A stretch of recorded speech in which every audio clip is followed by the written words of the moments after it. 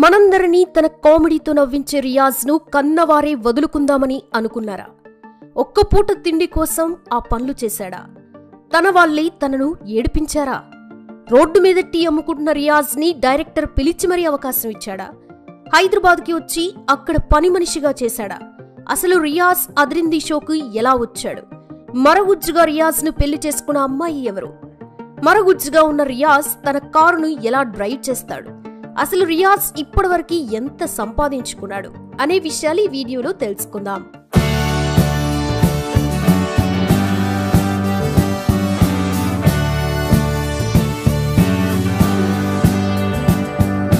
Riyaz family విషయానికి వస్తే తల్లి హౌస్ వైఫ్, తండ్రి ఒక కూరగాయల వ్యాపారం చేసేవారు.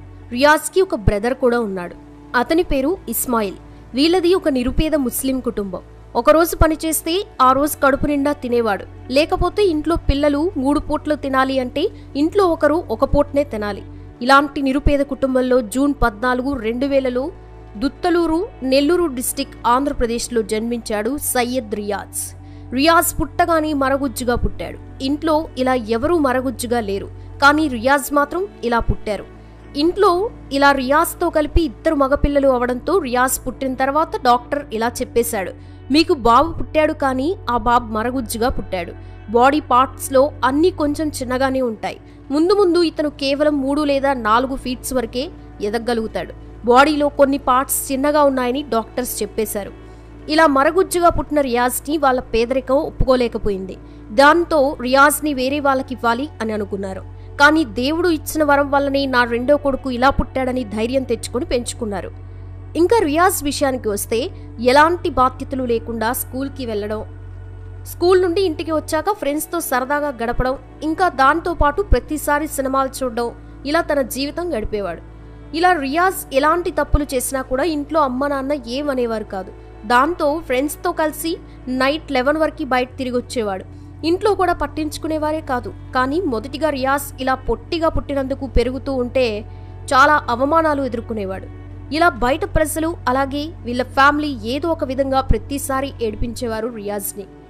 ఇంట్లో నుండి బయటకెళ్లకుండా, ఫ్యామిలీలో జరిగే ఫంక్షన్స్కి రాకుండా తనలో తానే కుమిలిపోతూ వాళ్ళ అమ్మతో చెప్పుకుంటూ ఏడ్చేవాడు. నన్ను ఎందుకిలా దేవుడు పుట్టించాడమ్మా, నేను బతికి ఉండడం కూడా వేస్ట్ అని కుమిలిపోతూ ఉండేవాడు రియాజ్. ఇలా ఎన్నో కష్టాలు, బాధలు పడుతున్న రియాజ్ వాళ్ళ ఫ్యామిలీలో అనుకోకుండా రియాజ్ వాళ్ళ అన్నయ్య ఇస్మాయిల్ కొన్ని కారణాల వల్ల చనిపోయాడు. అప్పుడు రియాజ్ ఇంటర్ చదువుతున్నాడు. ఇలా వాళ్ళ అన్నయ్య మరణించినప్పటి నుండి తన జీవితంలో ఎన్నో కష్టాలు స్టార్ట్ అయ్యాయి.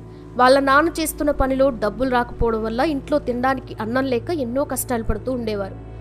వీళ్ళ చుట్టాలకి ఫోన్ చేస్తే ఎవ్వరూ డబ్బులు ఇచ్చేవారు కాదు, ఫోన్ లిఫ్ట్ చేసేవారు కూడా కాదంట.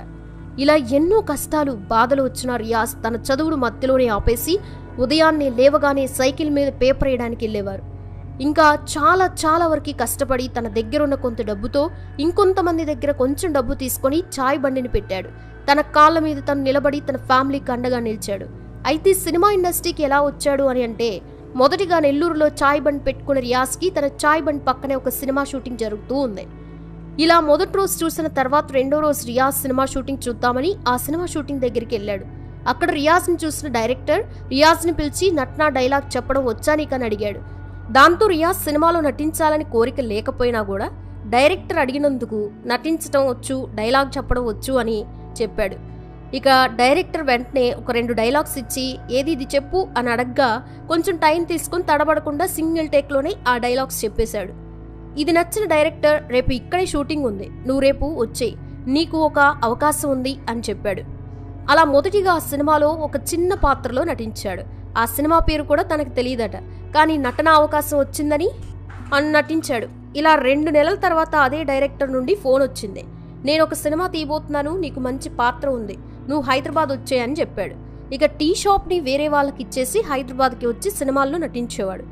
ఇలా అప్పటి నుండి మళ్ళీ కష్టాలు స్టార్ట్ అయ్యాయి. నిద్రపోవడానికి రూమ్ లేక, జేబులో డబ్బులు లేక, సినిమాల్లో అవకాశం లేక మళ్ళీ నరకం అనుభవించేవాడు. ఇలా ఏం చేయాలో తెలియక షూటింగ్ చేస్తున్న వారికి ఛాయ్ ఇవ్వడం, అన్నం వడ్డించడం, వాళ్ళు చెప్పిన ప్రతి ఒక్క పని చేసేవాడు. ఇలా ఈ సమయంలో అన్నపూర్ణ స్టూడియోలో పటాష్ షో జరుగుతోంది. అదే షోలో సద్దాం రియాజ్కి పరిచయం అయ్యాడు. ఆ పరిచయంతో రియాజ్ సద్దాంని ఏమైనా అవకాశం ఉంటే నాకు చెప్పు, నేను ఏదైనా చేస్తానని అన్నాడు. కానీ ఎలాంటి అవకాశం లేక ఇంకా రియాజ్ హైదరాబాద్లో ఉండి ఏం చేయాలో తెలియక మళ్ళీ తన ఊరికే వచ్చేసాడు. ఇలా నెల్లూరుకి వచ్చాక రియాజ్ నెల్లూరు ప్రాంక్స్టర్ అనే ఒక యూట్యూబ్ ఛానల్ని మొదలుపెట్టాడు. తను ప్రాంక్ వీడియోస్ చేస్తూ మంచి గుర్తింపు తెచ్చుకున్నాడు. అప్పటికి తన ఛానల్లో 70,000 సబ్స్క్రైబర్స్ అయితే ఉన్నారు. ఇలా యూట్యూబ్ ఛానల్ చేస్తున్న సమయంలోనే సద్దాం నుండి ఒక ఫోన్ వచ్చింది. త్వరలోనే అదిరింది అనే షోను స్టార్ట్ చేస్తున్నారు, అందులో నీకు మంచి అవకాశం ఉంది, హైదరాబాద్ వచ్చాయని సద్దాం చెప్పడంతో హైదరాబాద్కి వచ్చి అదిరింది షోలో తన టాలెంట్తో ప్రతి స్కిట్తో యూట్యూబ్ ట్రెండింగ్లో నిలుస్తూ ఎంతో మందికి పరిచయం అయ్యాడు రియాజ్. సద్దాం కామెడీ అంటే రియాజ్ కామెడీనే ఎక్కువగా నవ్వించేది. అందుకే సద్దాం కూడా రియాజ్ని హైలైట్ చేయడం చేసేవాడు. మెయిన్ క్యారెక్టర్లో నటించడానికి అవకాశం రియాజ్కి ఇచ్చి తన కామెడీతో కేవలం 3 లేదా 4 స్కిట్స్తోనే ప్రతి ఒక్కరికి పరిచయం అయి యూట్యూబ్ ట్రెండింగ్లో నిలిచాడు. ఇప్పుడు వస్తున్న కామెడీ స్టార్లో కూడా సద్దాం టీంలో నటిస్తున్నాడు. ఇక అంతేకాకుండా ఇప్పుడు వస్తున్న ప్రతి ఒక్క టీవీ షోలో తన కామెడీతో ఎంతో నవ్విస్తూ ఉన్నాడు. ఇంకా రియాజ్ చాలా చెప్తూ మనం మనుషులో ఏదైనా సాధించగలం, నిరుపేద కుటుంబం నుండి ఎన్నో కష్టాలు పడినా కూడా అనుకున్నది సాధించాను, గతాన్ని తలుచుకుంటూ కూర్చోవడం కంటే భవిష్యత్ కోసం ప్రయత్నించండి, విజయాన్ని సాధిస్తారని రియాజ్ ఎంతో గొప్పగా చెప్పాడు. ఇంకా రియాజ్ లాస్ట్ విషయానికి వస్తే లాస్ట్ టైంలో వైఎస్ జగన్ లాగా ఒక స్కిట్ చేసి ఇమిటేట్ చేశాడు. ఇది కేవలం ఫన్నీగా చేసినా కూడా జగన్ అభిమానులు రియాజ్కి వార్నింగ్ ఇచ్చారని తెలిసిందే. దాంతో వాళ్ళతో నన్ను క్షమించండి, ఇది కేవలం నవ్వించడానికే చేశాను, ఎవరిని ఉద్దేశించి కాదు అని సారీ చెప్పాడు. ఇక రియాజ్ని వాళ్ళ ఫ్యామిలీ ఇంకా చుట్టుపక్కల ఉన్నవారు ఈయన ఏమీ చేయలేడు, మరగుజ్జుగా పుట్టాడు, భూమికి భారం, ఈయన ఇంతే అని అన్న ప్రతి ఒక్కరి నోరు మూయించి ఇప్పుడు ఎంతో గొప్ప స్థాయికి వచ్చాడు. అంతేకాదు నసీనా అనే అమ్మాయిని కూడా ఘనంగా పెళ్లి చేసుకోగా పెళ్లి సమయంలో వీరి ఫోటోలు బాగా వైరల్ అయ్యాయి. ఇంకా రియాజ్ టీవీ షోలో నటిస్తున్నందుకు గాను ఎంత రెమ్యునరేషన్ తీసుకుంటున్నాడని అంటే, మొదటిగా అదిరింది షోలో చేస్తున్నప్పుడు రెమ్యునరేషన్గా 1 ఎపిసోడ్కి 7 నుంచి 8,000 తీసుకునేవాడు. కామెడీ స్టార్స్లో 10,000 కంటే ఎక్కువగానే 1 ఎపిసోడ్కి రెమ్యునరేషన్గా తీసుకునేవాడు రియాజ్. ఇంకా రియాజ్కి ఒక యూట్యూబ్ ఛానల్ కూడా ఉంది. ఈ ఛానల్ నుంచి కూడా నెలకి 1,00,000 నుంచి 2 లక్షల దాకా వస్తూ ఉంటాయి. రియాజ్ దగ్గర ఒక షిఫ్ట్ కారు కూడా ఉంది. ఈ కారు ఖరీదు 5,68,000 ఉంటుంది. ఈ కార్ని ఎలా డ్రైవ్ చేస్తాడని కంటే క్లచ్, బ్రేక్ ఇంకా యాక్సిలేటర్ను పైకి పెట్టించుకుని ఆ కార్ని డ్రైవ్ చేస్తూ ఉన్నాడు. ఇంకా రియాజ్ హౌస్ విషయానికి వస్తే నెల్లూరులో కొత్త హౌస్ వాళ్ళ ఫ్యామిలీ కోసం కట్టించాడు. ఇంకా హైదరాబాద్లో రియాజ్ ఎక్కడుంటాడు అని అంటే మణికొండ హైదరాబాద్లో సద్దాం ఇంకా వాళ్ళ టీం అందరితో కలిసి రియాజ్ కూడా ఒక అపార్ట్మెంట్ ఫ్లాట్లో ఉంటున్నాడు. అయితే ఇప్పటివరకు రియాజ్ సొంతగా ఓపెన్ ఫ్లాట్స్ కూడా కొన్నాడని, అలా ఇండస్ట్రీకి అడుగుపెట్టినప్పటి నుంచి ఇప్పటివరకు ఒక 3 నుండి 4 కోట్లు సంపాదించడం తెలుస్తుంది. చూశారు కదా ఫ్రెండ్స్, మరగుజ్జుగా పుట్టినా నేనేం చేయగలను అని అనుకునే రియాజ్ ఇప్పుడు 2 స్టేట్స్ ప్రజలకి దగ్గరైపోయాడు, అనుకున్నది సాధించాడు. అందరూ ఇలానే ఉంటే ఎంతో బాగుంటుంది కదా.